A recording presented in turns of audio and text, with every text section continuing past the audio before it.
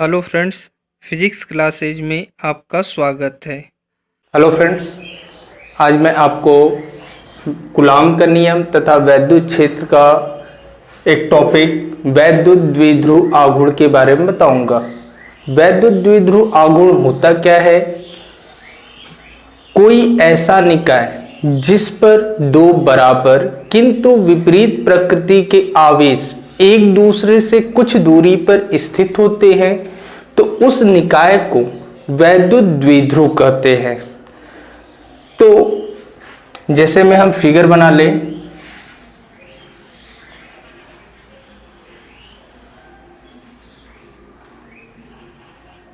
कोई हम निकाय ले रहे हैं ए बी जिस पर आवेश -q तथा +q है और इनके बीच की दूरी 2l है।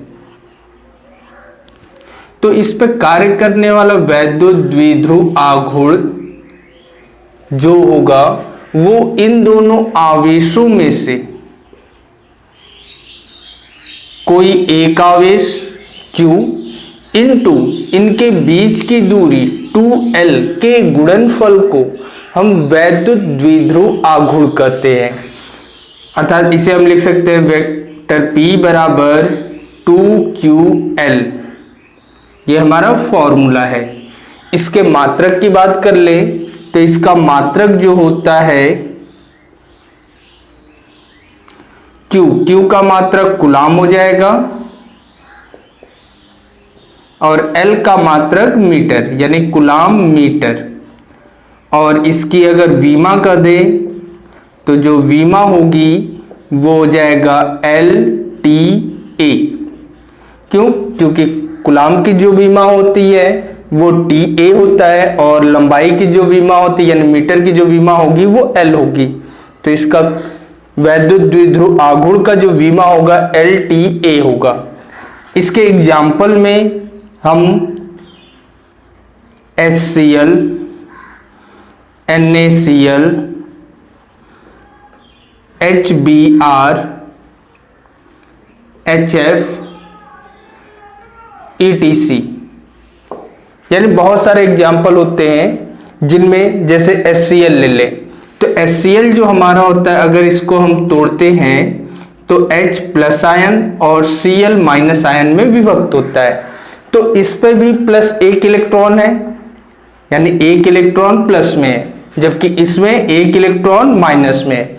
अर्थात हाइड्रोजन अपना इलेक्ट्रॉन डोनेट कर दिया और क्लोरीन उसका इलेक्ट्रॉन ले लिया है। तो ये जो निकाय होगा वो वैद्युत द्विध्रुव होगा।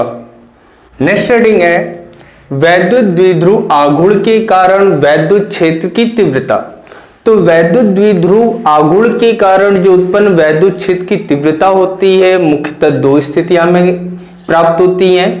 पहला होता है अक्षीय या अनुदैर्ध्य स्थिति के कारण तीव्रता।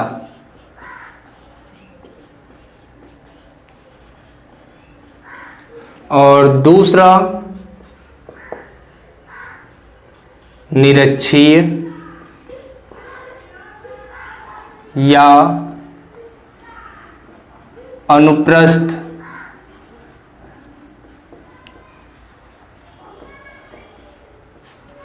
स्थिति के कारण तीव्रता।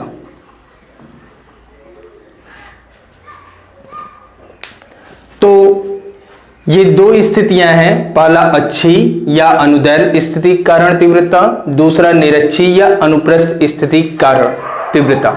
नेक्स्ट हेडिंग है वैद्युत द्विध्रुव की अक्षीय स्थिति में किसी बिंदु पर उत्पन्न वैद्युत क्षेत्र की तीव्रता। यानी हम कोई वैद्युत द्विध्रुव ले ले, उस द्विध्रुव के कारण उसके अक्षीय स्थिति में किसी बिंदु P पर वैद्युत क्षेत्र की तीव्रता ज्ञात करनी है। माना कोई वैद्युत द्विध्रुव AB जिस पर आवेश क्रमशः -q तथा +q है जिनके बीच की दूरी 2l लेते हैं। इसका मध्य बिंदु O है। O से स्मॉल r दूरी पर अच्छी स्थिति में एक बिंदु P है जहां वैद्युत क्षेत्र की तीव्रता ज्ञात करनी है। अब हम प्लस Q आवेश के कारण उत्पन्न वैद्युत क्षेत्र की तीव्रता E1 ले ले और माइनस Q आवेश के कारण तीव्रता E2 ले ले, तो E1 और E2 के जो मान निकालने होंगे, यानी किसी बिंदु आवेश के कारण किसी बिंदु पर उत्पन्न वैद्युत क्षेत्र की तीव्रता का सूत्र आपको बताया गया है, E = 1/4πε0 Q/r²। तो हमें प्लस Q आवेश का बिंदु P से दूरी निकालना होगा और माइनस Q आवेश का P से दूरी।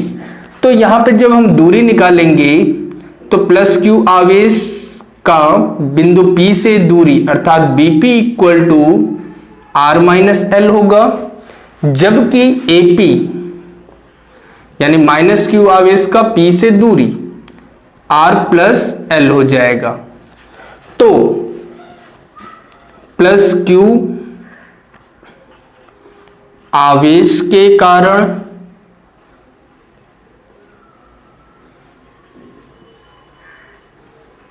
P पर तीव्रता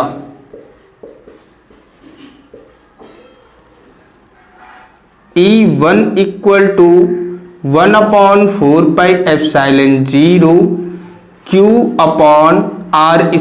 r की जगह हम रख देंगे r-l²। ये इसकी दिशा जो होगी वो AB से दूर जाएगा। इसी प्रकार माइनस Q आवेश के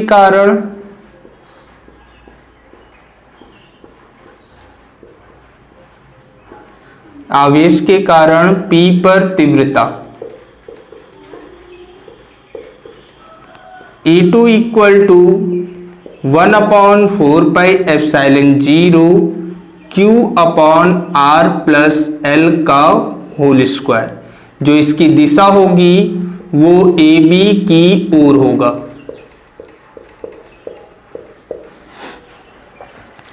अब यहां पे आपको दिशा बताया गया AB से दूर, क्यों? क्योंकि प्लस आवेश के कारण जो तीव्रता होती है वो बाहर की तरफ होती है, जबकि माइनस Q आवेश के कारण तीव्रता अंदर की तरफ होगा। अब P पर बिंदु P पर परिणामी तीव्रता, चूंकि E1 व E2 दोनों एक ही अक्ष पर है किंतु विपरीत दिशा में है। अब विपरीत दिशा में है तो परिणामी तीव्रता इन दोनों तीव्रताओं के अंतर के बराबर होगा।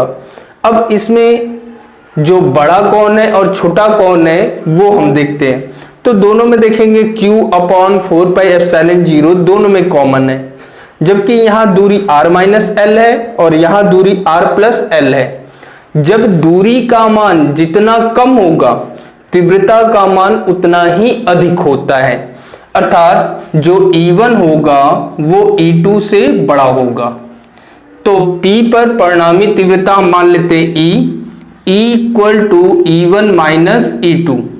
अब E1 व E2 के मान यहां से हम इसमें रख देते हैं, तो हो जाता है 1/4πε0 Q/r-l² माइनस 1/4πε0 Q/r+l²। अब इन दोनों में से Q/4πε0 कॉमन ले लेते हैं, तो यहां बचता है 1/r-l²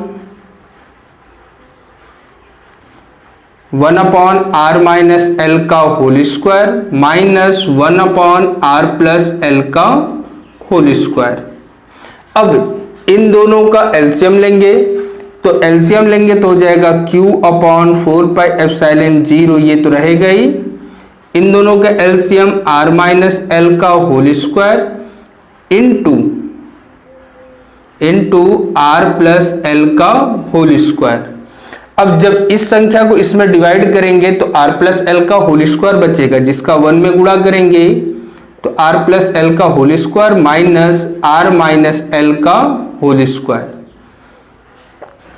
अब इसको सॉल्व कर लेंगे तो हो जाएगा q अपॉन 4πε0। अब r प्लस एल का होल स्क्वायर जो है इसका फॉर्मूला खोल देंगे तो हमारा हो जाएगा R square plus L square plus 2rl minus, अब r माइनस एल का होल स्क्वायर का फॉर्मूला खोलेंगे तो R square plus L square minus 2rl ये हो जाएगा। और इसका जो है r minus L into R plus L का होल पावर 2 दे देते हैं, क्योंकि दोनों में पावर 2 है तो इसे सिंगल पावर कर देंगे। अब इसे सॉल्व कर लेते हैं तो हो जाता है इक्वल टू q अपॉन 4πε0। अब ये आपका उसी तरह रहेगा R square plus L square plus 2rl, और इस माइनस का अंदर जब गुणा करेंगे तो हो जाएगा minus R square minus L square plus 2rl। ये ऊपर का सॉल्व कर लिए। अब नीचे वाला सॉल्व करते हैं। चूंकि हम जानते हैं कि अगर एक ब्रैकेट में a माइनस बी और दूसरे ब्रैकेट में a प्लस बी हो तो उसे हम a square minus B square लिखते हैं। तो ये हो जाएगा R square minus L square का होल स्क्वायर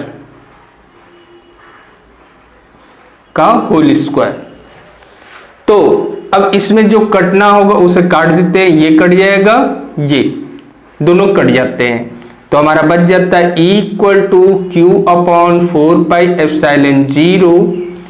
अब ये 2rl और ये 2rl मिलके 4rl के इक्वल हो जाता है बटे R square minus L square का होल स्क्वायर। अब इसे थोड़ा सा रीअरेंज कर देते हैं तो इक्वल टू हो जाएगा 1 अपॉन 4πε0 इंटू ऊपर में 2 इंटू 2ql इंटू r बटे R square minus L square का होल स्क्वायर।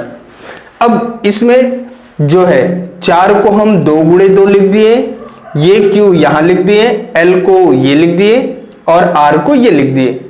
अब इसमें जो 2ql है 2ql बराबर p रखते हैं, वैद्युत द्विध्रुव आघूर्ण।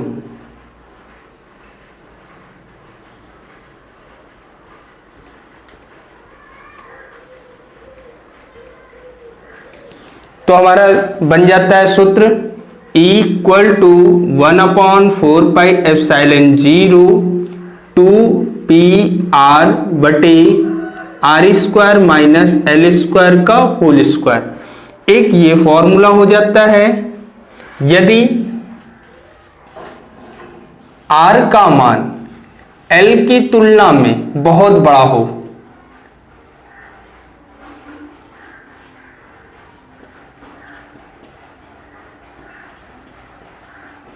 तो एल स्क्वायर को नगण्य मान लेते हैं।